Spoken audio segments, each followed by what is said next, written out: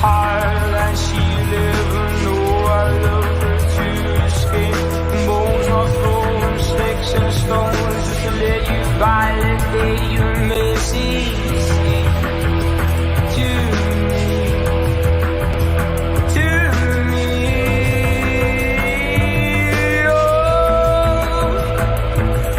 Oh, you know my beat is concrete. Just breathe, stay on my feet. You know my beat is concrete. Just breathe, stay on your feet.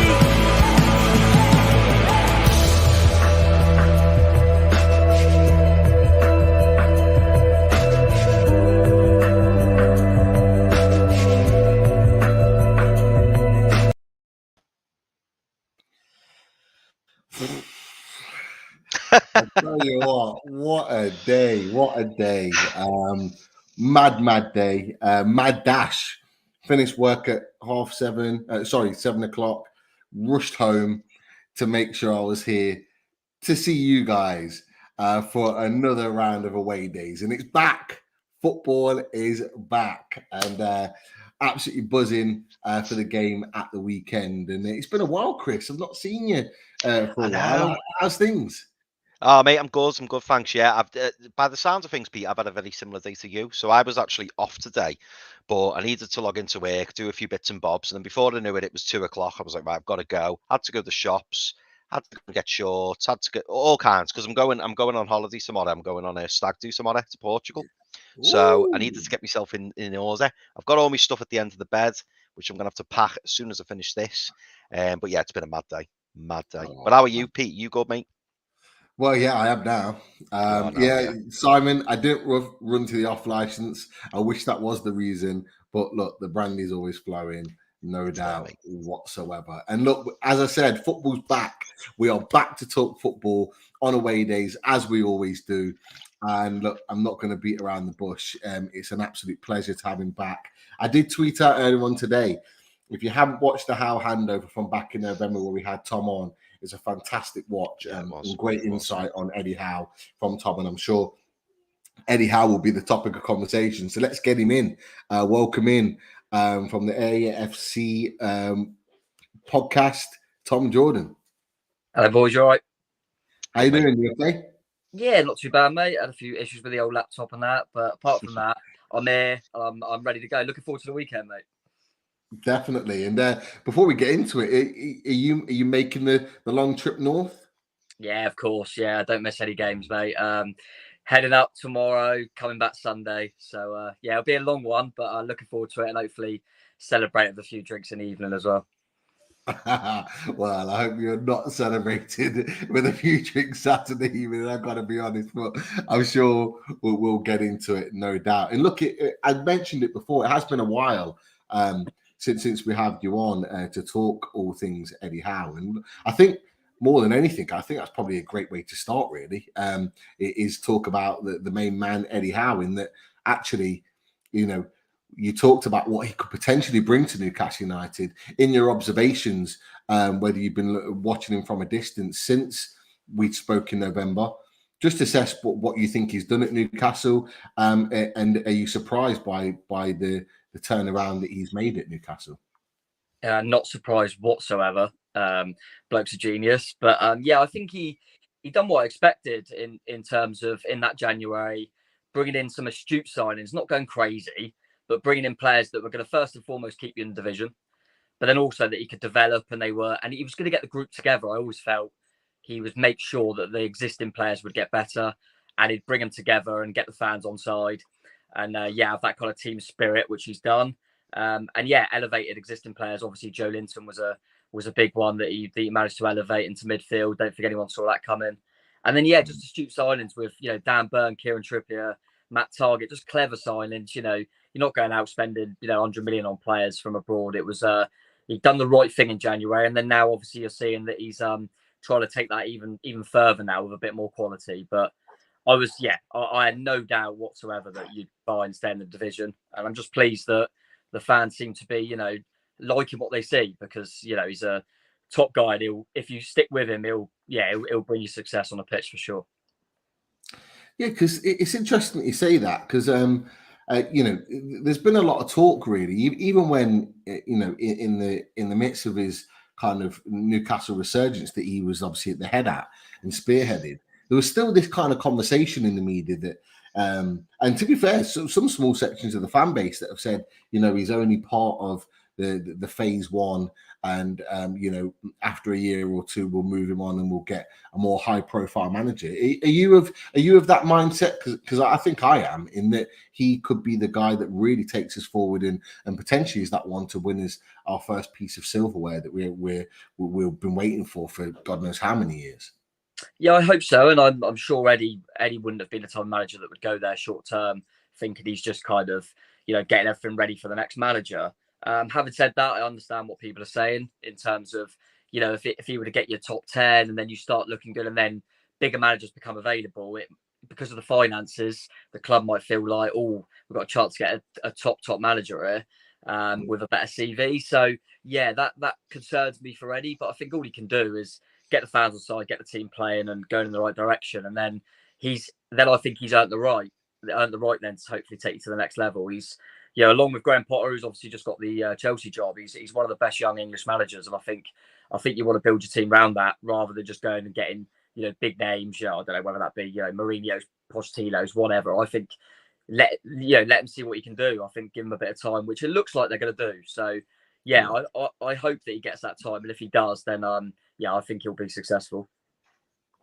Yeah, Chris, I'll come to you on that. Is the situation with Eddie Howe? Are you of that mindset that you think he's going to be the guy to take us forward, or do you think he is that guy that's going to really, just be part of that phase? Because it has been talked about, even with how well he's done. It has been talked about a little bit. Yeah, it's interesting, Pete. I mean, when Eddie Howe was first appointed, you know my thoughts on it. Initially, I was a little bit skeptical, to say the least. And then when I kind of got over it, I thought, he's manager, fresh, clean slate. I'd never prejudged someone. I always based them on, what I see. But since he stepped through the door, he's been absolutely fantastic. And I think when I say he had a difficult start, you could see that he was slowly turning the ship. It wasn't like an instant impact, with a couple of draws and stuff like that. And, it wasn't the easiest things for him to take over, because obviously Bruce had left us in an absolute mess, as well as Ashley, obviously. So I think it was difficult for him at the start. And I must admit, in the first few weeks, I was looking at it and thinking, right, okay. And I think we discussed it, didn't we, on a couple of shows? He's probably seen by the owners as short to medium term probably being the longer period. But I think the fact that he's got this new contract as well, I think that is an indication, or a show of trust from the ownership that, listen, you're doing a fantastic job. We're really, really happy with what you do, and keep progressing as you are.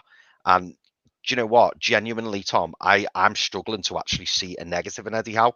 And normally I can always find a negative in a manager. There's even under Rafa, I wasn't so keen on some of the subs he made. I wasn't keen on the timing of the subs. I didn't like the fact he didn't change the tactics based on who we were playing. But with Eddie Howe, he's ticking all those boxes. Like I do genuinely struggle to think of something where I go, do you know what? I wish he didn't do that, or I wish he did that. Even when it comes down to talking to the media, he's got everyone eating out the palm of his hands. He's just so far so good. I mean, touch words. I'm not saying that, we all know football can change very, very quickly, and fans can be very, very fickle. But so far so good, and all the signs are looking really, really strong. So for me, I if you're asking, could I see him here in 3 or 4 years' time? Absolutely. That'd be brilliant. I'd like to see that. And yeah, it's interesting because I would probably say, I think I've probably said it on your show back in November, but I kind of felt that if there was anything, I thought he's very attack minded. It's great to watch, but sometimes you're a little bit too open. But I've been watching Newcastle. I think you're pretty solid. So we are. Yeah, so that's even surprised me a little bit. I thought you might still ship a few goals and it'd be real end to end. But he had a period away, and he's obviously worked on a few bits and looked at that. And he's got the right players in as well. I mean, the experience of Trippier and obviously Byrne coming in last season, January. I think, he got the right mould there. But that surprised me a little bit. I did think you might be a bit open. But, like you say, he's made him pretty solid as well. So I'm struggling to see too much. It will probably be, in my opinion, when he tries to make their next steps and make bigger signings, as we're seeing he's starting to do with Isaac, however you pronounce it. And if he starts getting more and more of them, he hasn't worked with these bigger names before. He hasn't got that on his CV. He's been at Bournemouth. So that'll be interesting. That's just one of the things that we don't know if he'll be able to handle maybe bigger names. But apart from that, at the moment, like you say, he's ticking all the boxes, isn't he? No, Absolutely. Have to agree. And I mean, a great point that you mentioned about being difficult to beat. And the only teams that have scored, I think, more than a couple of goals past us is Man City and Liverpool, which is to be expected, really, isn't it? But we're against Liverpool ourselves. And we will come to that at some point. Not that you want to discuss it at all, but that's where we were going to flip it, really. We were going to talk a little bit about Bournemouth, because Bournemouth, obviously, your start to the season has been an interesting one, to say the least. Currently in 13th place, couple of wins, one draw, 3 defeats. Not sitting rock bottom of the table as some pundits may have thought you were to be, on 7 points at the moment. Before we get into some events that have happened, how would you assess your start of the season so far? Yeah, we'd have all taken it, mate. All would have taken it. Played in them games. We had City, Arsenal, and Liverpool. So we all went, well, they're all bonus games if we can get anything, and we didn't. We got 0 points. Then the other 3 were Wolves, Aston Villa, and Forest, and we won 2 of them and drew the other. So you've got to take that. One of them being away from home as well, Forest, and obviously 2-0 down against them. Beat Villa comfortably, and Wolves was a well-earned point when we just lost our manager. So, yeah, we would have taken it. I think it looks worse because of, as I just briefly mentioned, the Liverpool result, the fact that it was 9. I think City 4 and Arsenal 3 was kind of what we expected, to be honest. But, yeah, I think it's been okay. Yeah, we all would have taken that, as I say. I still think we're going to be right down there, and it's going to be, you would still probably predict us to be in that bottom 3, but we, the way we started has been okay. We've been miles off it against teams that are miles better, but in the games that we're going to be looking to try and get points, we've been really competitive and managed to grind out some results. So in the 3 games that we were hoping to get something, we haven't lost any of them. So we'll definitely take that. Definitely. And you touched on the Liverpool result. I'm not going to spend too much time on it because, it was a supremely heavy defeat. I don't think even the most kind of negative fan would have thought you'd have gone and got beat by 9 at Liverpool at Anfield, even though, let's face it, they weren't at their best before that. But what it has done, it's meant that you lost your manager quite early on. And obviously Scott Parker, former captain of Newcastle, in fact, has been sacked. What did you make of all that? Were you surprised by it, and what is now the feeling within the fan base? A few weeks on. I was a little bit surprised it come as quickly as it did. I think a lot of people in the media looked at the 9-0 and thought that was the reason. It wasn't the reason. I think if we had lost that game 1-0, if he had still made the same comments, he would have gone. It was a weird one. He took us up. We weren't great to watch last season, but he got the job done. We got automatic promotion. And then, we are Bournemouth. We knew we wouldn't spend very, very much money. We had a big squad. And you kind of thought, we're going to be scrapping and we'll add a few bits, but it won't be mad in terms of a window. But after every game, he kept coming out and saying, we're under-equipped at this level. The players just need help. They ain't good enough. And just kept saying that after every game. And the players were going out there like a team that were being told they weren't good enough. And it was really weird. And you're thinking, there's obviously whatever our owners and the board are thinking, that's not aligned with our manager right now because, he's basically saying, I need more than they're giving me. And he was basically saying that his players weren't good enough. And that can't continue. And what I think's happened is the board have had a word with him and said, you can't, we need to be on the same page here. You're not getting loads of money. This is what you got. Can you deal with it? And if you can't, then we're gonna have to go elsewhere. And I think that's ultimately what's happened. It's interesting because it comes back to the Eddie Howe thing. Really, it's hard for the fans to accept the manager saying we're under-equipped, we're not good enough at this level, when we had a manager who took us from League Two to the Premier League, had less Premier League experience in the squad, and in the second season finished ninth. And Eddie Howe never come out and said we were under-equipped. So he just got on with it. And if you're a good coach, you just show you're a good coach. And, you know, you work with it. The weird thing is, if he had just shut his mouth and got on with it and we had gone down, he would still be in a job. He wouldn't have got sacked for relegation, because that's kind of expected. But yeah, it was a weird one. He just kept coming out, and apparently, speaking to Fulham fans, he'd done exactly the same there. Fell out with the owners, said things, wanted more. So yeah, weird one. He never really, as I say, got the job done, but I don't really think he ever had that connection with the fans. It never quite worked, to be honest. As I say, we were all really pleased that we got over the line and got promotion. He deserves credit for that. But yeah, football wasn't great, and he just didn't seem to have the same kind of values that the football club does. And yeah, it's one of them things. But as I say, since then, we've only played 2 games, but we won 1 and drew 1. And the group just seemed a bit more motivated and together, and that's what we asked for. You know, we know we're going to be down the bottom, but if we see commitment on the pitch and performances like we have in the last couple, we'll be happy. Interesting. Chris, you know, were you surprised by the Scott Parker sacking? Obviously, it looks like, and it sounds like, from what you're saying with regards to Bournemouth, Tom, that you weren't surprised. But were you surprised, Chris, from an outsider's point of view? I was a little bit surprised at the timing, because it was so early on.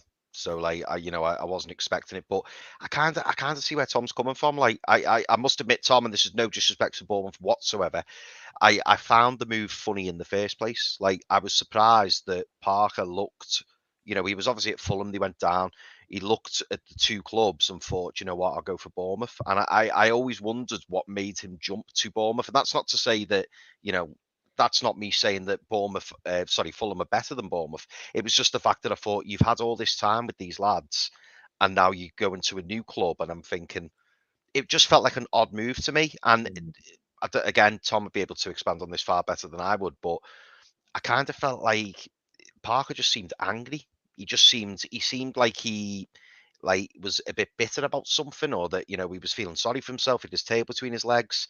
And, you look at the likes of Marco Silva at Fulham, and he's buzzing, he's, all smiles and, very animated on the touchline. And with Parker, he looked defeated even before the game had kicked off. It was very, and sometimes, in his post matches, he was coming across a bit like he was fed up and done. Do you know what I mean? Like I wouldn't be surprised if he stayed out of football for a bit now, because it looked like he'd kind of had enough of it all. And maybe he felt that, we've seen Fulham in the past, and we've seen other clubs in the past come up, and the owners have thrown money at the manager and gone, go on, just keep us up. And, you look at Norwich, you look at Bournemouth this season, there's clubs, you look at Forest as well, Forest with all the money, but there's certain clubs who think to themselves, do you know what? Let's spend wisely, and then if we do go down, we're not then panicking over money. We're not worried about, having to balance the books. It's just a case of, let's try and get this first season. Let's try and stay up, and then maybe we can, use that Premier League money to, try and stay in the league for the second season. So I think Bournemouth have done it the right way, by the way. And the start that they've made to the season's been really good, especially under Gary O'Neill. But I don't know. I just, it felt like a mismatch from the start for me, and I don't necessarily think it's a bad thing that Bournemouth have cut ties with them, and the fact that they've done it so early would indicate to me as well that there was something that wasn't quite right going on behind the scenes. Yeah, no, I agree with that. I think the word I used when it happened was relieved, and that wasn't even because, put it this way, I think we were probably going to go down with Scott Parker? Yes. Do I think we're probably going to go down without him? Yeah. But it was more that there just wasn't a connection there with the club. It was weird, like you were saying, after games. It felt to me like he got us promoted, and then the club weren't going mad in the window and we're saying this is kind of what you got, because he signed 5 players on deadline day in January, by the way, to on one day, just to get us to make sure we got promoted when we were already in the top 2. So he wasn't moaning then, but yeah, it felt like he wanted more. And then from what it looks like from Bournemouth's point of view, is that he was thinking, my own reputation is going to get hurt here. We're going to get a few slaps because I don't think this squad is good enough. I've only been in the Premier League once before and I got relegated. And if you don't give me more money, it's going to look bad on me. And that's how it felt. And whereas you could really, have that thing like we've all said that Eddie does well, is just kind of galvanise the team. Go, look, everyone's expecting. Look at Forest. You know, I'm giving you boys a chance. Get together, and I think that's all Gary O'Neill's done. You know, Gary O'Neill, he hasn't done anything genius. He's just come in and gone, look, your old manager said you weren't good enough. No, everyone's expecting you to get battered every week. Go and prove them wrong. Go and, go and enjoy it. You know, just go and get stuck in the big pet. And it was a weird one, like you say, Chris, but be really interested to see when he does come back into a job. My little tip was that Brucey gets the sack from West Brom and he goes there. Oh no. Just because they've got the squad that Scott Parker. Oh, you mean Parker goes to West Brom? Oh, that's fine then. That's fine. Tom, I think I was with Chris. I thought you meant Bruce was going to come to you. Bournemouth. No! Jesus Christ! If that happened. No. Is he? So, and I look at the when Parker has done well, and that's in the Championship with the strongest squads, Fulham's and Bournemouth. And I just look at West Brom's squad, and you think they might look at someone like Parker and think he knows how to get out of the division. So that was a good shout. It's a good shout. Thinking really. Another link with you guys there, Brucey going and Parker going there. Yeah. Well, for all of what we've talked about Parker, he's in my opinion, he's significantly better than Steve Bruce. Put it that way. Yeah. And I think that's definitely around the houses a Chris special there. Absolutely. 110%. But look, we've got so many in the chat watching. Thank you for joining us tonight for away days. As Chris mentioned earlier on in the show, get your questions in, and there are a few questions that are already coming in and filtering through for Tom right now. But looking at yourself, Tom, looking at the game on Saturday, who from our perspective, from a Newcastle fan's perspective, do we need to be keeping an eye on with regards to your playing squad? Who are the players that you think could be the ones that do the damage and really make an impression at St James's Park? I think the obvious one to say would be Dom Solanke. He is our main man. He missed a couple of games this season through injury, which was a shame. But in the last game he was back, he managed to score against Forest, and he often gets a lot of stick because it didn't quite work for him in the Premier League before. But he scored 29 goals last season, and I think if it wasn't for Mitrovic, who you all know well, and how he did last season, everyone would have been talking about Solanke because 29 goals is a hell of a lot. And he's a great player. Obviously, Eddie was the one that brought him to us, so Eddie will know all about him. But yeah, he's our main man for sure. But thinking outside the box a little bit, I think Phil Billing could pick up pockets in behind him quite well. He scored a screamer against Forest, and he's one of them players that sometimes gets described maybe as a luxury player, but if you're on it and he's on it. So yeah, Phil Billing probably, and then I would say more of a kind of a plan B that we haven't had before is Kiefer Moore. He's just one of them strikers that I think he'll probably start on the bench. Yeah. He has started a few games, so there is a possibility that he starts him and Dom, but I'd be surprised. I think we'll just go with a 1-up. But he's just so different that if you're in it, from a Bournemouth point of view, if we're in the game with 20 minutes to go, and I mean just a goal behind, for example, he's a great option to have because he's so good in the air. He's bullied a lot of defenders this season. He's really, really strong. In that opening game against Villa, that Diego Carlos played, who they bought in from Seville, and he just couldn't cope with him. I know he got a horrible injury after, but he couldn't cope with him, and Kiefer Moore really was pivotal in that game. So yeah, he's one to look out for if we're in the game, because I think he'll probably be on the bench. But yeah, it'll be more, like I say, it'll be a hard graft, compact team with not too many stars. But I think Dom Solanke is definitely our biggest goal threat, and then probably Kiefer Moore off the bench. Yeah, I forgot about Kiefer Moore. I don't know why, because am I right in thinking he scored the winning goal against Villa first game of the season? Yeah, he came on and he was an absolute bully, as you've alluded to, Tom. And I think that's definitely something we need to keep an eye on, because physically he is very, very good in the air. He's had a good upturn of form in the last year or two, and he deserves his move to be playing in the Premier League. But Chris, from our perspective, from a Newcastle perspective, is there anyone that you've seen from Bournemouth, that you're generally worried about or think that could maybe impact the game in some way? Do you? I should have really done a little bit of research on this, Tom. But do you still have Junior Stanislas or not? Yeah, kind of. He's just always injured, unfortunately. Is he always? Yeah. I've always quite liked Junior Stanislas. Yeah, and I do. I have kind of like followed him because I think he started at West Ham, didn't he? Am I right in saying that? Yeah. And then obviously when he joined Bournemouth, every time he played against us, I always thought he was a pretty decent threat. And obviously, there is Dominic Solanke. I know he's your main guy, but to touch on the one that you just mentioned, Kiefer Moore. It is Kiefer Moore, isn't it? Yeah.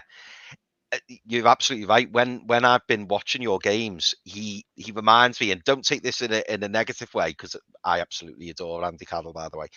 But he reminds me a little bit of Andy Carroll in that he's that old-fashioned bully, and he's someone. Yeah, I see Pete knows, and he loves him, Tom. He loves him. Yeah, I do. And when I watch Kiefer Moore play, fantastic in the air. Like when he jumps, it's like he's hanging there for like 20 minutes. He's really, really impressed me, and I think he could be a really big threat.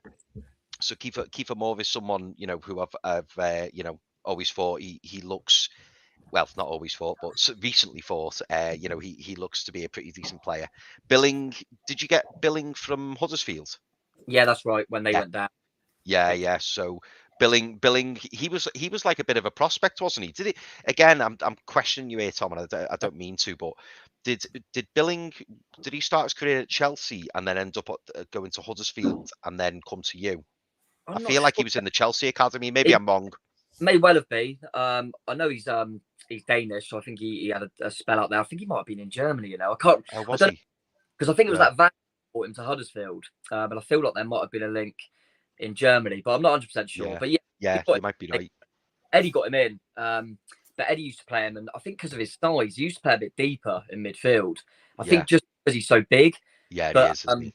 But we started using him a bit more advanced because he is technically very good, and he will probably play kind of almost off Dom Solanke. So he'll be more advanced for us. So he can be a threat on his day, but unfortunately his day's not always there. But I agree with you on Stanislas. He's such a shame. It was the same last season. Barely played. When he plays, he always delivers. But I think he played kind of one pre-season game and then he got injured again. Really feel for him, but he's had that all his career. But he's one that if we can get him fit, will feel like a new signing because we've got him and David Brooks, who's just recovering. I was going to ask you about David Brooks. Yeah, he looked a fantastic prospect, didn't he? Like he was getting, a lot of the top clubs were looking at him, and I think he was mooted for like a 25 million move or something to another Premier League club. I can't think which one it was, but he was certainly mooted for the big move. And then obviously there was that horrendous news. And I think recently we've seen him in the stands. And has he been now back on the bench? I think he's played a couple of reserve or pre-season games, hasn't he? Or am I right? Am I wrong in saying that? He's back in training and he's been playing in kind of like the under-23s, the academy game. So. But the interesting thing was we've named him in the squad, so that obviously means we feel like he could potentially play a part before the World Cup, which is interesting. So I think it's just getting him, physically, and obviously I'm sure with something like that they've got to keep in touch with medical team and doctors and stuff, and just make sure, there's nothing untoward. But he'll be like a new signing hopefully. But I think him and Stanislas have been two that you just think they're such great players, but they're just never available for so long. Obviously, Brooks is very kind of what's the word? It's just one of the things that's very rare to happen. But Junior is always getting injuries. But so they're two players that won't be in the squad. So we have got a decent squad, and I think that's also why we were getting a bit annoyed with Scott Parker a lot of the time as well. No, definitely. You might have noticed I've done a little bit of a substitution. I've come on and the famous away day shirt from Simon. I apologise it wasn't on from the beginning of the show. The reason being is because I was rushing so much. I just grabbed the nearest Newcastle top I could find to get on. But our official away day shirt is here from Simon, from Shy Burns. And it says on there, as always, we do love playing away. So it had to be done. The Brazilian away day shirt in paying homage to Bruno Guimaraes and Joe Linton. I had to get it out there and show the crowd at the top. So it's available on Shy Burns' website. Get involved, join the away days crew, and purchase one of these. And what's great to see as well is representing Bournemouth as well. Sorry, Chris. No. I mean, Jonathan, back of the net is one of the best sites around.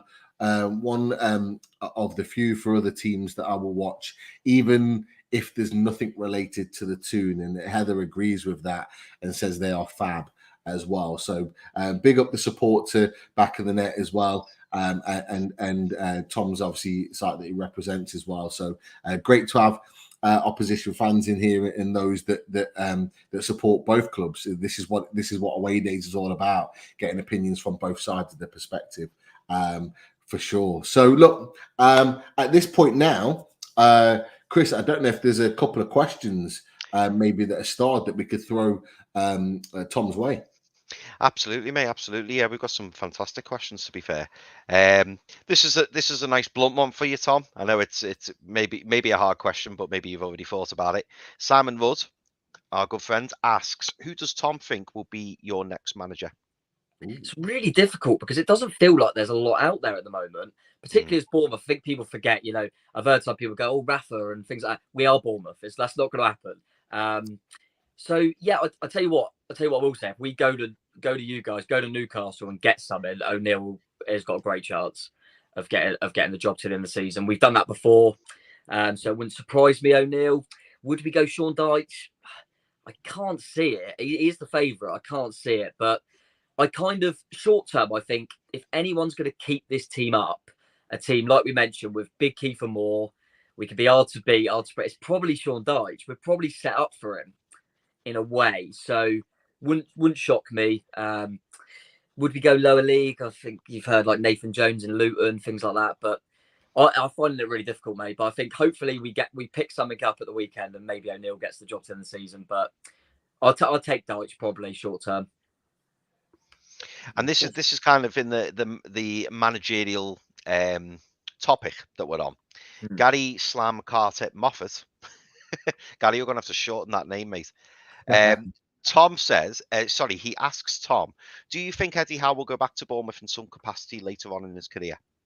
I bloody hope so. I don't know. Like say never. He's still very young, so we don't know in the future. Kind of, a long way down the line if he were to come upstairs. I mean, for example, one of our old managers, Harry Redknapp, he's always in the stand. Do you know what I mean? Sometimes that happens, doesn't it, if they move back down there and stuff. So we'll see. But I think not in a managerial position or anything like that. I think he's at his time. I mean, he was here as a player, left, and then we brought him back as a player. He was here as a manager, left, come back as a manager. So who knows? Hopefully, but no, I'm not sure. That's fair enough, mate. It's fair enough. Sorry, Pete, were you going to say something then? Sorry, I cut you up before, mate. No, go for it. No, fire with a couple of more questions. Cool, mate, cool. Geordie Toon for Life. And this is an interesting one, and I know you've already alluded to this, Tom, but Geordie Toon for Life asks you, who do you think will get relegated and why? I'm gonna try and find a way of not putting us in it, which is going to be. I do think Forest will go. I do think Forest will go. I think it's too many changes. I think it's absolutely crazy. I can see what they're trying to do, but they're just completely different to the team that just got them promoted. And I just don't think Cooper knows his best team. Obviously, I think he'll end up getting the sack because they'll panic. And I just think too much of a all over the place there. So I think Forest will go. I'm trying to find two more that's not us. At the start of the season, I thought Fulham would struggle, Brentford would struggle. They're doing all right at the moment. I still think Everton will struggle, but there's part of me that thinks they'll probably have too much as well. I'm gonna have to say I think it's gonna be a big feat for us to stay up. I'm afraid. Who's gonna go with us? I think Southampton could get pulled in, which would be nice from a board perspective. I don't think it feels like then they're always okay, and I feel like hopefully we can pull them in. But yeah, apart from that, who else is there? Leeds have started all right as well, haven't they? Leicester, to be fair, yeah, they've started really poor, haven't they? Yeah, Leicester in trouble. There's a lot of fans that are starting to think, and I'm talking Leicester fans as well, being based in Leicester, that they're now starting to say that there's a potential that they think they could be in a relegation battle, which sounds crazy which from where they've been, but actually the way they're playing and the players that they've lost, and reports have come out in the last couple of weeks that teams are looking at some of their better players still, Tillemans, Maddison, Ndidi, and if those players are not in a position where they're further up the table, who's to say in January they might demand a move? It's an interesting one. Could go either way. Yeah, you've got to put them in it at the moment, definitely. My worry is that they'll probably maybe change manager, maybe have a bit of a bounce, and as you say, like that, they're still there till at least January. You just think surely that's too much quality. They're gonna, Vardy's gonna get a few goals. He always does, and yeah, I just look at their squad and find it difficult to say. But as at the moment, I mean, you can't look against them. So yeah, stuff it. We'll go Leicester, Southampton, and Forest then. We'll be fine. Leicester, Southampton, the Forest. Oh yeah.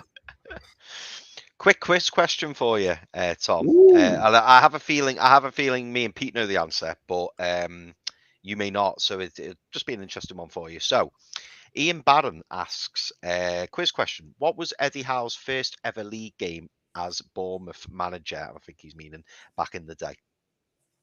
Back in the day, what was the first? Well, he took charge temporarily and had 2 games, lost them both, and then they offered him the job. And he said, what? And they went, no, you got the job. And then we played, the one that stands out for everyone as well was we played when he come back from Burnley. This is what I can remember. So he went to Burnley and come back. And when he come back and we were all, lauding him, we were in the bottom 4 in League One at the time. And we were playing top of the league Wickham. And we beat him 3-0. So we were like, what's going on there? So Wickham's the one when he come back. And it's really annoying me that I should remember his first one when he was initially here, but I know we lost it. The only reason we know this, by the way, is because this particular person who's joining us is a fan of a different club, and he always reminds us in the chat. And apparently, that is the answer. So that's how. And Pete, I'm sure you know as well. Go on, tell me who it is. Apparently, it's Darlington. Okay, yeah, I think it might have been. Yeah, that does ring a bell now. Yeah. A little quiz question for me. Yeah. I love it. Let's make that a feature. Ian, throw those quiz questions in every week for the fans that come on. It is a great question, and one that gets us all thinking, I think. I've started this from Yano, and this isn't really a question for Tom, but I've just had to mention it because it's blown my mind, and I'm assuming Yano's got this spot on. I wouldn't question Yano whatsoever. But Yano's wrote here, Wilson played 42 times since joining. And in the same periods, Joe Linton, who's been carrying a groin injury, has played 77. No problem with quality, just doesn't play enough. Do you think that's right? 42 games. It feels like he's played well more than 42 games. But to be fair, that's probably right, isn't it? I think it's about right. Seems right to me. Yeah. 42 games. I mean, obviously we can talk a little bit about Callum Wilson because Tom will know all about Callum Wilson. Yeah. Was that the same experience that you've had? Because for the fact that he's been here 3 seasons, as Chris has said, like he's crazy. He's just 42 games in 3 seasons. That just doesn't seem like it's enough. It's 14 games a season, isn't it? Yeah, 14 games a season. I really feel for him because when we got promoted from the Championship, like I say, he only ever had 1 season in the Championship for us. And, it was top scorer, and we went up, and he was brilliant, and he never got injured. And then we went up, and I think it was about 4th game, something like that, and he done his cruise shirt, and and he was done. And then he come back. Obviously, that's a horrible long-term injury, and he done his other one. And it just seems like, I suppose, when you have 2 massive injuries like that, you're always gonna. It feels like, doesn't it? I don't know if you two agree, but when you get a big injury, it feels like then players always pick up little injuries.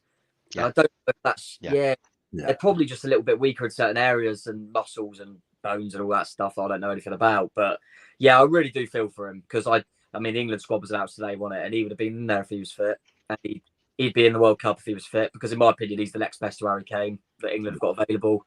But you can't ever make a case for him being in because you're just worried about the fitness side of him, and that's probably why you've had to sign Isak as well. Because Chris Wood is a completely different player, but at least Isak will give you similar to what Callum does. So I really feel for him because I just think, honestly, just unbelievable striker, just does everything, works his nuts off, scores goals, he's strong, he's quick, he just does everything. But you feel like if he's played a few months, you feel like an injury's around the corner, don't you? And Shane, that you've seen that as well so quickly. I do feel for him. So are you both of you boys? Are you both of the mindset that his England chances for the World Cup is done? And now obviously the squad's been announced and he's not in it. Chris, what do you think? Probably. It's a shame. I think if he'd started the season, and we're 6 games in, You know, if he'd have added 3 or 4 goals, I mean, look at the start that Ivan Toney's had at Brentford, and am I right in saying he's got called up? He has, hasn't he? He has, yeah. So that says it all for me. I feel like Callum Wilson's unfortunately missed out, unless of course he comes back very, very quickly and does fantastically well. And the trouble is, Pete, which we've already spoken about, and maybe we can get onto it later. I don't know, but I think now you were absolutely spot on what you said in the fact that I think the owners or Eddie Howe were right, let's give Callum Wilson a chance. You know, he's the main man, start of the season. You know, the top striker can wait. And then obviously Wilson's got injured and they've gone, right, push the button. We're going to have to bring in a goal scorer, somebody who's going to guarantee you at least 10 goals a season. And I think that's what they've done with Isak. I think that's exactly what we've done. And now for me, I think Callum Wilson's got it all to do to get back in the team. I keep seeing and I keep reading and I keep hearing about the fact that Isak can play right wing, and I'm aware of that.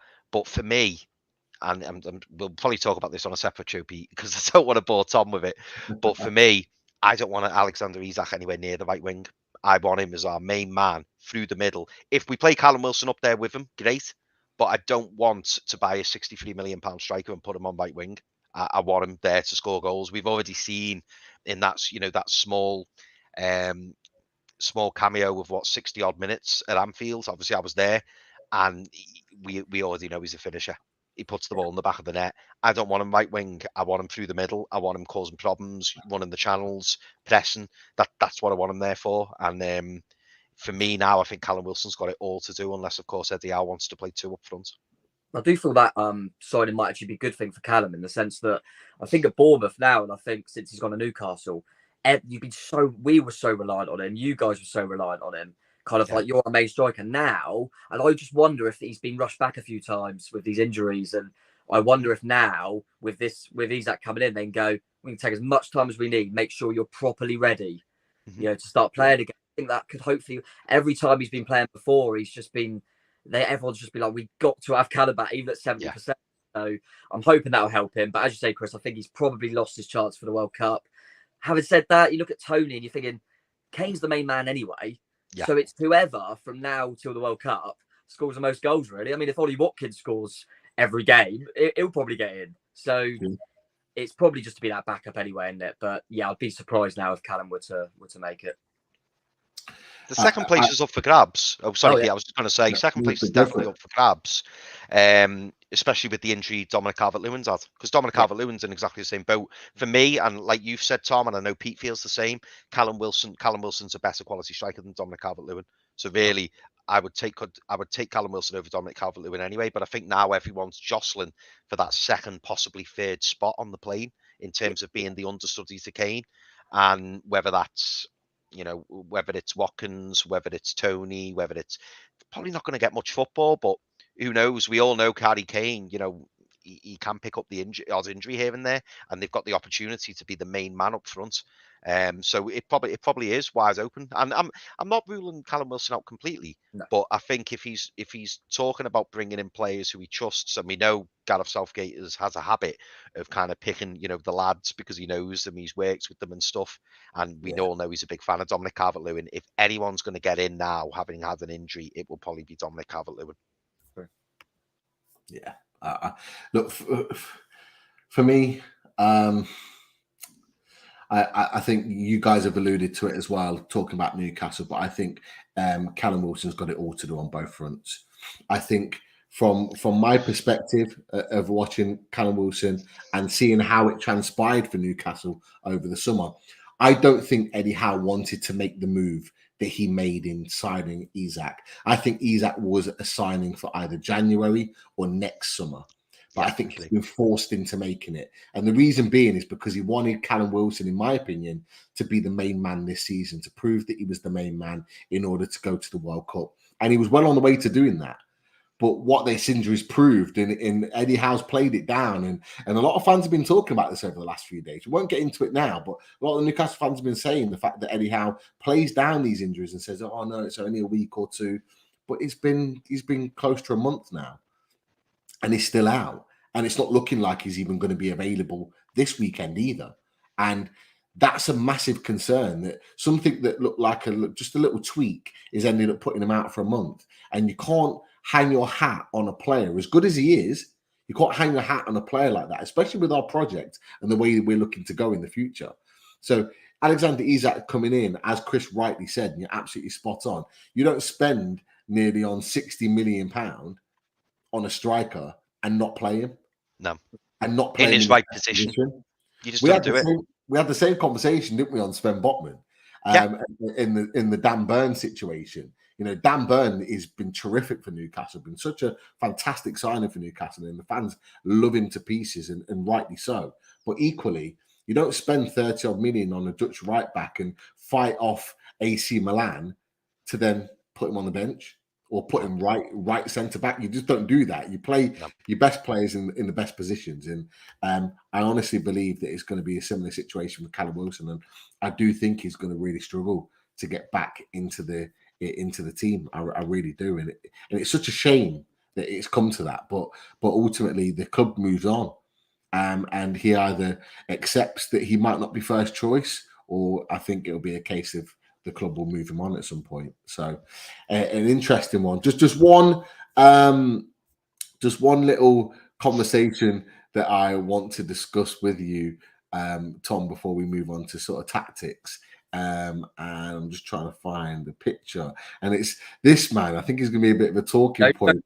Another day, you knew what was coming. You knew what was coming, Tom. And look, Tom, we've had a conversation. You sent me a nice link of Ryan Fraser and reactions to him, and we've mentioned that. Well, in fact, I'm not going to even mention anything. You tell the fan base and the guys and girls in the chat what Bournemouth and their fans think of Ryan Fraser. I think it will be, I mean, I've grew up in the sky at Newcastle, but I think it will be the worst reception that I would have ever given to a player, and I think Bournemouth fans probably would have in recent times.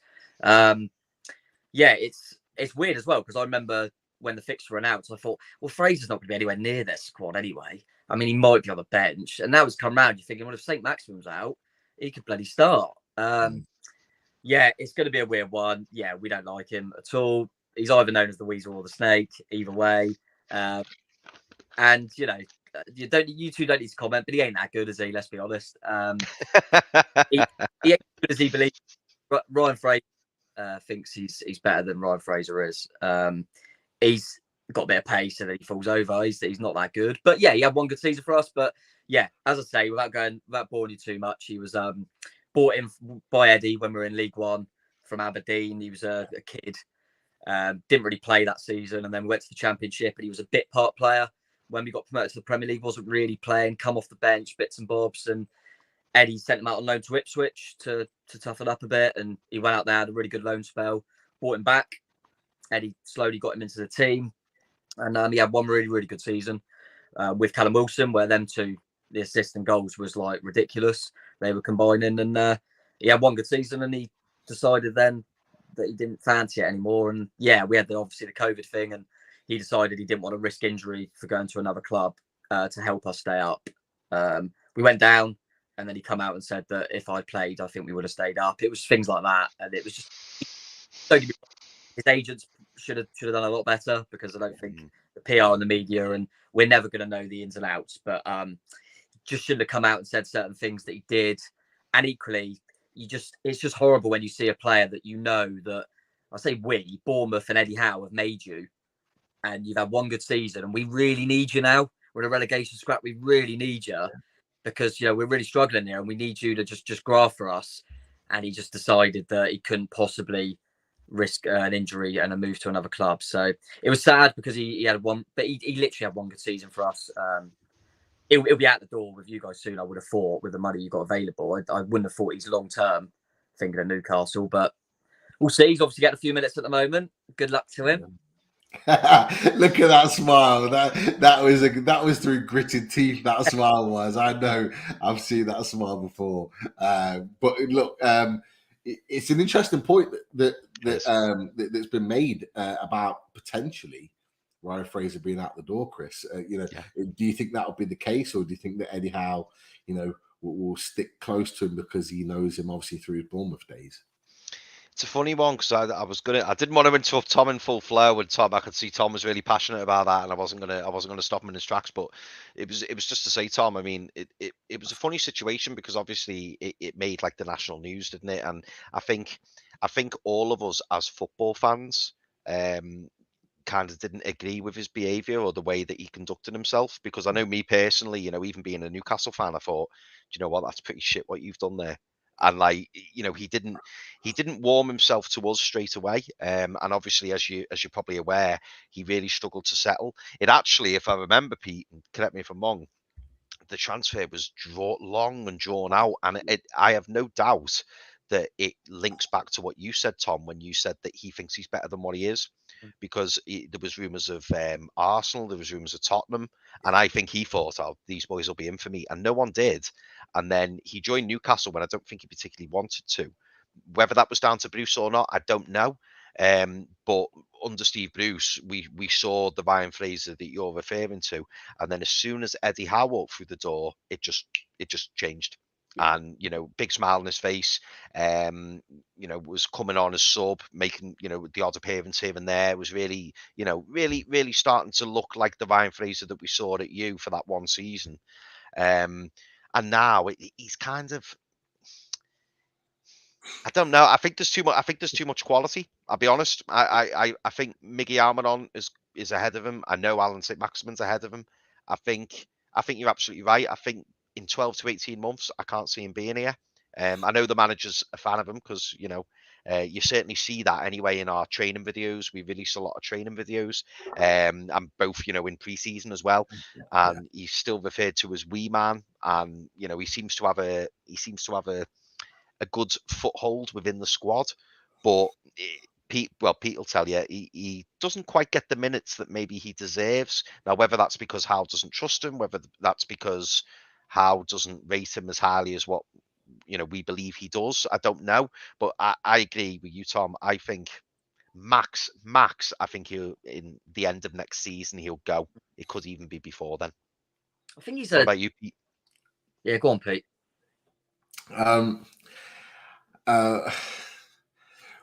I actually think he'll stay longer, Okay. and not because he'll play, but I think he'll be a situation like we've got with Matt Ritchie now. Someone's mentioned Matt Ritchie in the chat. I think it was Tom Dixon actually put what your thoughts on Matt Ritchie, and I'm sure they'll be very different to you, Tom. But with Ryan Fraser, for me, one or two things will happen with Ryan Fraser. He'll either turn around and say to Eddie Howe, I need to go and play minutes. I want to play football. I'm getting I'm 28, 29 now. I want to go and make sure I'm playing regular football for myself internationally, and I want to achieve. Or he'll be the guy that goes, you know what, I'm under a manager that's very, very comfortable. He loves me. He'll give me minutes when I'm desperately needing of them.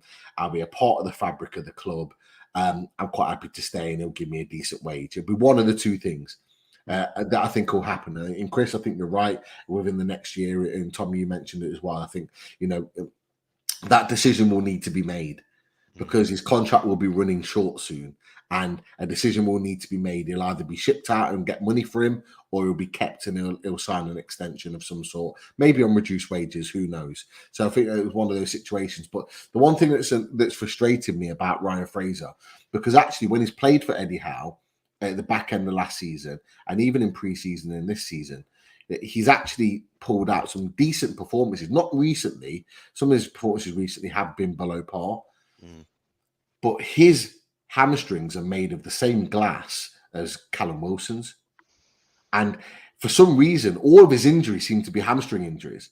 And they just seem to go. I remember at Wolves last season, he was on fire early on in the game. He looked really dangerous. But after about 7-8 minutes, bang, hamstring gone. He was out for about 4 or 5 weeks. It's just that we can't continue to carry injured players that get injured really easily. And he got a lot of injuries under Bruce, and we know why, because the training was crap. But this way, in the training with Eddie Howe, it's good. So there's no reason for it, but he still picks up injuries. And for me, I just think, yeah, he'll make a decision. He'll either go and move on, or he'll stay. one of the two. But yeah, Simon. What else can we get on that, Pete? Well, Simon, as soon as I put that on, Simon was a quick shake of the head. But I tell you what, you probably get some money on a Ryan Fraser Bournemouth loan in January. I don't know what the fans would think about that. With that, I don't think that'll go down too well. But yeah, it's an interesting situation with Ryan Fraser. If he's comfortable being a squad player, he'll stay. If he's not, he'll move on. But yeah, just one really quick word before we move on Matt Ritchie.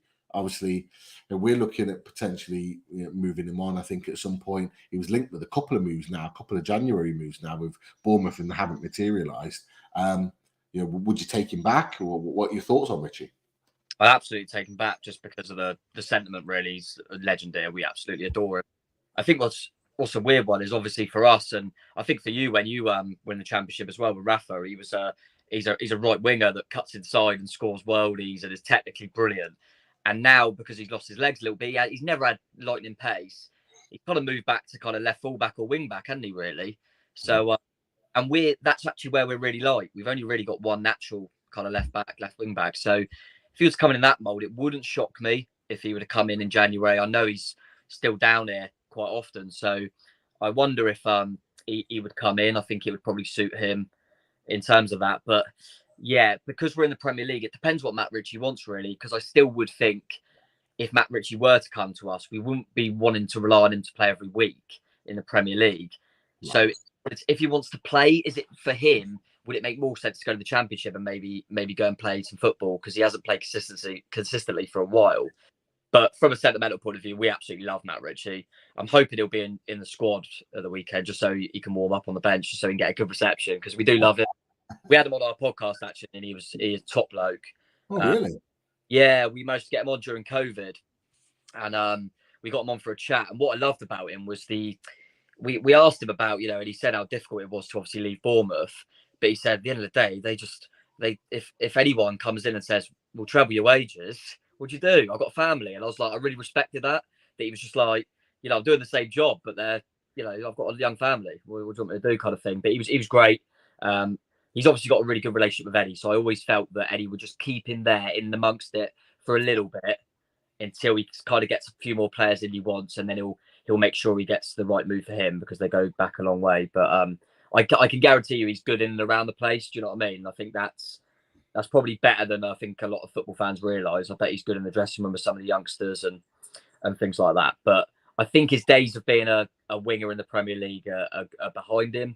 So a good squad player in the bottom half, maybe with someone like us, he's quite versatile, isn't he? Then, yeah, I still think he's probably got it. But maybe for him a Championship move because I still think he'd show a lot of quality league below. Oh, you're on mute. You're on mute, Chris. Sorry, I did. You tell I've been off for a while. Just a really quick one before we move on. Yano's put it in the chat, and do you know what? I'll put it up and then I'll say what I'm going to say. Yano says Matt Ritchie, player manager at Bournemouth.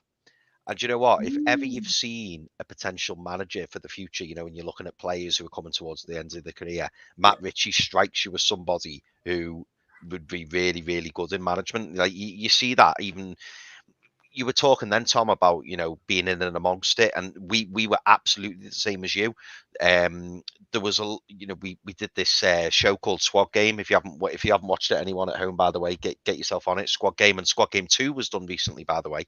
But on Squad Game, we were talking about players who over time were going to have to move on, and I think we all agreed, didn't we, Pete, that Matt Ritchie's probably the type of player who you would keep in and amongst things purely because of the fact, he's one of those no-nonsense players. He isn't playing enough football, and I guarantee he would want to play football, but he wouldn't kick up a fuss. He wouldn't, cause any problems in the back room. He'd get behind the players who were playing. You see that even when he's on the bench, he's screaming, he's shouting, he's celebrating. I don't think that's a bad shout, I'm not necessarily saying he will come into management straight away in the Premier League with Bournemouth, but, if the season doesn't pan out maybe the way it should, or you want it to, Tom, I don't think that would be a bad shout, especially if you went to the Championship. I could definitely see him as a coach. We've got in the dugout, you'll see at the weekend, Tommy Elphick's one of our coaches at the moment, and he was Eddie Howe's captain when we got promotion and in the first season in the Premier League. So yeah, it wouldn't shock me if we try and do that at the club. We've got a lot of players, ex-players that are on the coaching staff. That wouldn't surprise me at all if he come in a coaching capacity, and then, as you say, down the road might work out and he might do well. He comes across relatively intelligent as well, I think. Yeah. And you see that in the way he plays football. I'd always said, even if Matt Ritchie's not at the top level, I'd never see him have a bad game. He just comes in and puts a shift in. I've never seen anyone say, Matt Ritchie didn't really give it today, did he? He'll always graph for you. And yeah, maybe the way Newcastle in particular, the way where you want to get to, he's probably not quite there now, but he'll put a shift in for anyone. And I think anyone in January, if you could just get him to the end of the season to just graph maybe a team in a relegation scrap like ourselves, I'd take him. Yeah, definitely. No, I would agree. Some good chats on some players there, but I just want to switch gears just very, very slightly as we look towards the game on a Saturday. And I always do this little shift of the screen, and hopefully you can see that. Can you see that on the screen? Yep. Yeah, it's come up, mate. So I had the conversation with Tom with regards to how he thought that his team would set up. And I hope that's right, Tom, in terms of how it may well look in your perspective come Saturday in that team setup. And I've put the team that I thought may well come out against Bournemouth at the weekend. And what's interesting is obviously the setup. You've got almost like the Christmas tree type setup for Bournemouth, and you've got Fredericks and Zamora on the left and right hand side. Clearly a back three. We're not surprised by that. There are a number of teams that were played against this season that have come up with a back three, which will be really, really interesting. But look, just from your perspective, Tom, from your team and your setup, where do you think you could potentially cause some problems for Newcastle United? But also, where do you think Newcastle would maybe get in and out, in and around your danger points in which we could cause problems for you? Yeah, it's interesting actually, because we done our show on our channel earlier, a preview for this game, and I predicted both teams. It's exactly the same. I predicted yours being that because I had St. Maximum on the left, but obviously because of the news I saw he was going to be out, I put the Snake in. I think we'll like I said before. I think Bruno, obviously top footballer. Joe Linton and Willock will get around the pitch. Yeah. My thinking there, just looking at it, is if Solanke could occupy the centre halves, can Billing just float in and around it and maybe make Bruno have to worry about it in the other way? And could Billing just pick up a few little pockets in there? That could potentially be a way of us to hurt you. I think the wing backs in Zamora and Fredericks have got a lot of pace. They have got a lot of pace, and Fredericks have nothing to worry about with your left winger, so he can concentrate obviously on as we were. But yeah, I don't know. It's a difficult one because I look at Zamora and think, he's young and pacey, but Trippier, he'll probably be able to handle him. I think that right hand side, if we can, your left, our right, if we can manoeuvre it out there, if Tavernier can go and work in them areas, if it's not Tavernier, it'll probably be Ryan Christie, who could float a little bit more to that right because Billy left. If you can get Tavernier and Fredericks doubling up on them two, I think Matt Target's a good player, by the way. I really rate him. But I just looking at that team, I think maybe we're getting that side a little bit more. But yeah, that left-hand side, Matt Target's an ex-Southampton player, and then you've got Ryan Fraser. So we don't like that left-hand side from a personal point of view. From your perspective, obviously the quality, but Isaac's running in behind. There's not... Kelly's the one with a bit of pace. The other two, I'm blessed with a lot of it. Lerma's a little bit more defensive-minded than Lewis Cook, but I think with them three in there, if Billing doesn't do enough going the other way, backwards, and Bruno starts dictating the game, then I worry with kind of Joe Linton and Willock picking up pockets in there, to be honest, in between that gap in between the two centre midfield players and our back three, because I think Isaac will stretch us. But yeah, we'll try and be compact. I think we'll start the game almost as a 5 and feel ourselves into the game, and then hopefully open up a little bit and be a little bit more experimental. But I think we'll start then wing backs to virtually be full backs. We'll sit deep and we'll just try and counter attack with Tavernier and Billing getting close to Solanke. But it's difficult from our perspective to see where we're going to hurt you too much. But I think it's just being nasty, keeping ourselves in the game, And as I said, we've got a few options on the bench and Kiefer Moore and stuff, and who knows, maybe set pieces as well. Interesting. Yeah, I've kind of set up the team how just from the conversation that you just had about how you think the team might fit in. You've looked at Tavernier pulling out on maybe this right hand side to double up with Frederick, making that run in here. Billing looking at maybe picking up some of these pockets here, particularly if we're pushing Joe Linton and Willock forward. The way in which I think it might set up, and look, Chris, I'm going to come to you second, so please correct me if you think something very different, is that this is how, and I'm going to move Willock back here, how I would expect Newcastle United to set up if we were playing at the Vitality. Because we're playing at St. James's Park, this is how I think Newcastle will set up. Yeah. And I think this is what we'll do, and we'll look to really push these guys forward, and it'll be almost Bruno will be here to sit in deep to win the ball back.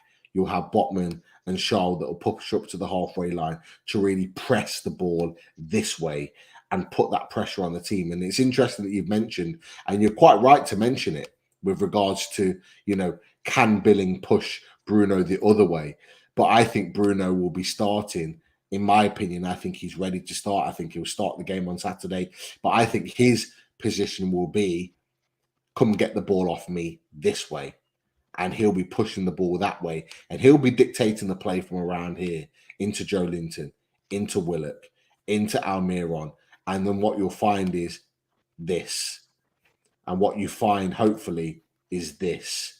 Making those runs in and behind. But Fraser will be the one. Because Fraser, although we haven't seen much of him going this way, he can do his job that way. And he is very defensive minded. Maybe sometimes too much. But I think this is where we potentially see the team set up and we'll push right up the pitch. Am I wrong, Chris? Is there anything that I've missed out that you think could be in addition to the way in which we set up the game? No, not at all. I mean, to be honest, Tom, what I would, as a Bournemouth fan, what I would be hoping and praying for is that you don't see Bruno Guimaraes' name on that starting 11, because I tell you what, when he's out and we've got Sean Longstaff in, and I'm not here to criticise or slag off Sean Longstaff, but the golfing class is just something else. Like when Bruno plays, like whenever I see his name on this tactics board, I always think, yeah. And even, and I know this may sound bizarre, even if it was against, like a Liverpool, a City, a Chelsea, a Man United, an Arsenal, I always think, yeah, but Bruno's up there with them, and I always think he can compete with the other players. I think Billing, as I say, I think Billing could cause some problems, but I would fully expect, and I would be surprised if Eddie Howe wasn't saying to Joe Linton, do us a favour, make sure that Billing's occupied. Big Joe Linton, big strong lad, very difficult to get the ball off, wins the ball back a lot and just gives it. So it wouldn't surprise me if Joe Linton was spending a lot of time around Billing to ensure that Bruno has got the time and the space to kind of, really, really hurt you, with those through balls and keeping the game ticking over. Interestingly, Pete, I totally agree with you. I think this will be the lineup. I think St. Maximin will miss out, but I do expect Bruno to play. And obviously, we know it's probably come too soon for Callum Wilson. But the key thing I'll be looking at this weekend is I'm interested to see how Ryan Fraser plays with now that we've got Alexander Isak up front.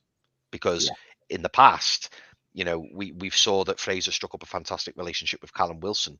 And Callum Wilson is far more alike Isak than what Chris Wood is. And you'll find that a lot of times that Ryan Fraser has played, it's either been with Wilson or mainly, I think, with Wood when Wilson's been out. And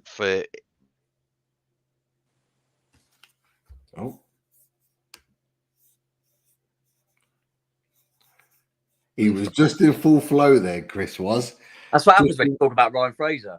All goes to pot. Look at that. You're right.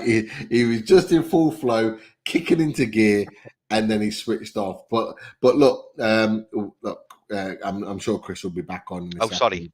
Oh, here he is. He's back. Sorry. You're in full flow, Chris, and then all of a sudden it just paused and stopped. Oh, sorry about that. No, I was just saying about Ryan Fraser. I just think it'll be a big game for him.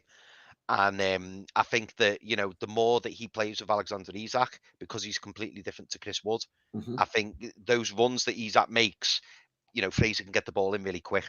And I think that that's going to be a key area for me. Ryan Fraser pushing on Fredericks and seeing if he can get at Smith. Obviously, if St. Maximin's playing, it's probably a different kettle of fish, but Ryan Fraser will get that ball in. And I think Isak will be looking for that. So it really wouldn't surprise me if, you know, Isak maybe got one, possibly two. I think he's going to have a busy game, if I'm honest. Yeah. It could be a very much a busy one. And I think we have to remember this is not the same Newcastle United that played Bournemouth in the Premier League previously, in that we're not sitting back and trying to catch teams on the counter. We will look to take the game to opposition, particularly at St. James's Park, with the crowd, with war flags, with everyone behind us. We look to take the games to teams. You only have to look back to the Man City game, in that we are arguably the best team in the Premier League, and we took the game to them and we caused them problems. We did the same with Crystal Palace. We had a record number of shots, I think, on goal or in attacking areas, most touches in the box. Outside of the top six of any other team this season. We are creating chances and we're creating moments, particularly at St. James's Park. And I just think that we're going to look to really push forward, and you're going to see players running into those pockets. Joe Linton coming into here, Fraser into there, looking at getting in and behind. You're going to see those little pockets of movement. But the key to it all, in my opinion, is the press. Willett, Joe Linton, Isak, Almiron. The press is here. Fraser can press as well. He loves to press in the team. And I just think, and I don't know, correct me if I'm wrong, Tom, you know, if we can put pressure on these guys, I don't know how good Metham, Kelly, who we've been linked with, by the way, from January, linked with Lloyd Kelly quite a bit, and Smith are on the ball, but we give no team time on the ball, and we cause problems in the back of that. I don't know what these boys are like on the ball, Tom. Yeah, it's a weird one. They're quite comfortable playing out for the back because they were obviously all played under Eddie Howe, and that was how they were taught to play, and so they're comfortable in that sense. But yeah, I think it's a confidence thing. I think once you take a few beatings like we obviously have this season, particularly on the road, it probably it worries you a little bit playing from the back. I think we might go a little bit more direct in this game. But yeah, I agree with what you're both saying. I've been saying that I think that the key in this game is not allowing Bruno to dictate it. Because if Bruno gets room in the middle of the pitch, he'll find every pass he wants to, and you'll be in. I think our best chance really is obviously trying to hope that he has an off game or doesn't play. But equally, as you say, and we all know that Eddie likes to bomb his fullbacks on. He'll press high, and it's just riding them moments out, and in the transitions, just catching you. Go a little bit more direct to Dom Solanke, and hoping that Tavernier and Binning can get up and close with him. Don't leave him isolated.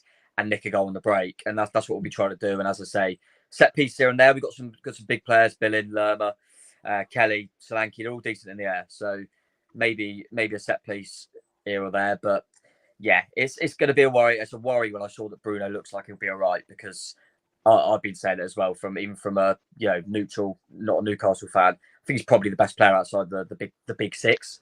He's fantastic, mate. He's fantastic. Unbelievable. Yeah. Yeah. I'd rather John Joe Shelby play, to be honest.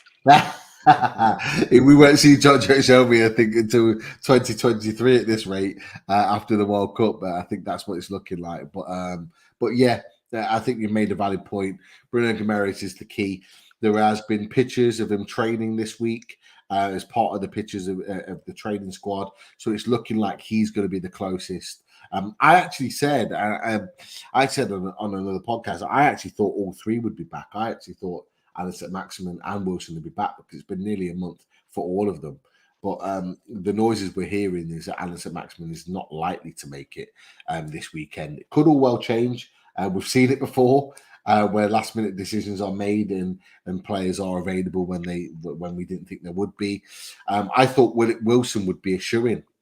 There was talk of him potentially being back for West Ham, but again, it's the question marks about his fitness. But look, Bruno, I think, will be back, and he's the one that I think we would want back. And it's going to be interesting. You know, you've talked about your tactical opinions with Billing and the likes of Tavernier and Solanke causing those problems in a counter-attack. And it's something we're going to have to be aware of. But it's an interesting situation. This is why we love talking the tactics on the tactics board, because we love to get the perspective of the other team, because we don't know always how the other team works. So it's great to hear your perspective, Tom, with regards to that in itself. And look, we'll finish with the tactics board there, because I'll be interested to see how, and I do this every week, how our tactical opinions kind of transpire as the game moves on the game Saturday. And you'll be up in the gods, Tom, and you'll be able to see it from a point of view, looking right down that bird's eye view on how the game transpires. So it'll be interesting to see your opinions after that point. But one or two have mentioned about Keith. Keith is on holiday at the moment, so he's away. So unfortunately, he wasn't able to make it. He sends his apologies, but he will be back with lots and lots of stats in the weeks to come, no doubt about it. Massive kind of a person for the away days, no doubt. But at this point, I want to get predictions. Come 5 o'clock Saturday afternoon, Tom's going to be there at St. James's Park. What do we think the result is going to be? So look, Chris, I'll start with you. I'll come to Tom. Chris, what are your opinions of the game? Do you think it's going to be 3 points in the bag, or do you think it could be another kind of frustrating afternoon at St. James's Park? Yeah, I'm afraid, Tom, I think it's going to be a frustrating one for you, mate. I must admit, I wasn't looking forward to West Ham away, and then obviously when that game got postponed, and then this game came up, I thought, yeah, you know, we'll hopefully have Bruno back. I think if Bruno starts, I'm going in mega confident. If Bruno doesn't start, I'd still expect us to pick up the 3 points, Tom. So I'm going to say 2-0, and I think Isak will get both. Not a bad shout, that. Yeah, it's a difficult one. Similarly with you, I kind of wish our game went ahead last week. We were due to play Brighton at home. Felt it was probably a good time to play them. Both teams without a manager. But yeah, I can't. I mean, obviously, my heart's saying we can nick something. You never know. But I think if I'm thinking in my head, I would probably go 3-1 Newcastle. I think I've watched a bit of you, because if you're a Bournemouth fan, your second team is Newcastle now because of Eddie. And I've watched a bit of you, and my worry is, I feel like you're due to give someone a hiding. I mean, how you didn't score against Palace, the Liverpool game, you're so unlucky. And yeah, that's my worry. The only good thing is I don't think it get as bad as Anfield. So there's always that. No, it won't be that. But yeah, I'm going to go 3-1. I think we might be able to nick, maybe. I'm going to go 3-1, nick a set piece, maybe. Give ourselves that little bit of hope. But I think you'll have too much. I agree. I think Isak might get 1 or 2. As long as Fraser doesn't score, during the whole weekend. So I'm going to go Isak 2, and then I'm going to say Willock's going to nick one as well. I'll go 3-1, and Solanke for us. Yeah, I have to say I do think it's going to be a Newcastle win Saturday. I really can't see anything other than we're chomping at the bit after the Palace situation, and I think you've hit the nail on the head, Tom. Because a lot of fans have been saying this, we're looking at giving a team a hiding, and I'm not saying it's gonna be 6 or 7, but I do think it could potentially be 3 or 4. So I'll stick with the lighter load. I'm gonna say 3-0 Newcastle, and I do think, as Chris said, Isak will score. I actually think Fraser might score if he starts. I do. I know you're not gonna like that. I've got a feeling. You know what it's like when a player plays an ex-club, yeah, especially at home. Matt Rich scored against you at our place as well. Matt, Rich, remember it? Yeah, he scored like last week. Yeah. So yeah, that will be the story everyone will be thinking could happen. But Fraser ain't that good. He won't score. Don't worry. I love the hate. That you've got for Ryan Fraser. And look, I know that's reciprocated across the fan base, no doubt about it. But look, it's been an absolute pleasure to have you on, Tom. I'm going to let you go now, just as we do the sponsors and wrap up the show. But thank you for taking the time. Great to chat to you. Best of luck for the season after 5 p.m. Saturday. And of course, in the return fixture, it'd be a pleasure to have you on again to talk tactics and hopefully talking about how you guys have shot up the league and you're more than comfortable playing Premier League football next season. But until then, we'll let you go. You take care. Speak to you soon. Cheers, boy. Thank you, mate. Legend. Brilliant to have Tom on. Great chat, that. Great knowledge. This is why we love away days. It is. I love it because we get to talk to like-minded fans of their own clubs and they just know football. So it's always a great chat. And look, Tom has been so complimentary for Newcastle United. Eddie Howe, Callum Wilson, Matt Ritchie, not Ryan Fraser. Not Ryan Fraser. We can give him that though. I get why. Totally get it. We understand. You know what? If that was us and we were in this position, I think we'd feel exactly the same, probably 10 times worse. Absolutely. We know what the fan base is like in Newcastle, but it's a difficult one. But I do think he's going to score on Saturday. I really do. Really? I've got a feeling. You should have a bet on that, mate, because you'll get good odds on that. It would be good odds. I'm not done any betting for years and years and years. So anyone that's watching the show, go and put a bet on Ryan Fraser. I wouldn't be surprised if he bags a goal on Saturday. That is for sure. But look, as always, we wrap up the show with the sponsors. And look, I'm wearing the shirt, the fantastic shirt. If you haven't got one of these Brazilian majestical t-shirts, away day shirts from Shy Burns, get involved. And Shy Burns is a fantastic sponsor of Newcastle United. And I have to say, if you haven't been looking at Twitter tonight, it's an absolute fantastic achievement from Simon Rudd. Proud to be involved in Be a Game Changer Champion with Shy Burns, working with a Newcastle Foundation, helping to raise awareness around mental health issues. Of course, that's what Shy Burns is, and that's why they're such a huge sponsor for Newcastle. Well, from a Newcastle perspective, on Loaded Mag, and raising awareness around mental health issues, and of course, Loaded obliged by supporting his tweet, and it's a massive achievement. Well done to you, Simon. Fully deserved. And look at that, repping the Loaded Mag t-shirt from Shy Burns in St James's Park, on the Hallowed Turf or in the ground. It's brilliant. So massive congratulations to you. Fully deserved, Simon. Such a massive support of all things Newcastle United, and it's just going from strength to strength. So respect to him. And of course, if you haven't seen not just this fantastic t-shirt, some of the great gear that he has on offer, with his t-shirts, with his hoodies, with his hats, water bottles, and of course the away day gear, which I have here in yellow as well. Massive thanks to Pins and Prints for their support as always. Always have to plug Pins and Prints. Massive supporters, always sharing what we're producing and coming up with great ideas with regards to the newest and latest Pins and Prints that are available as well. And of course, our most newest sponsor, Machine House, and they are coming with some brand new gear. They are working hard as always, Martin and the team, producing the best quality Machine House gear that is available.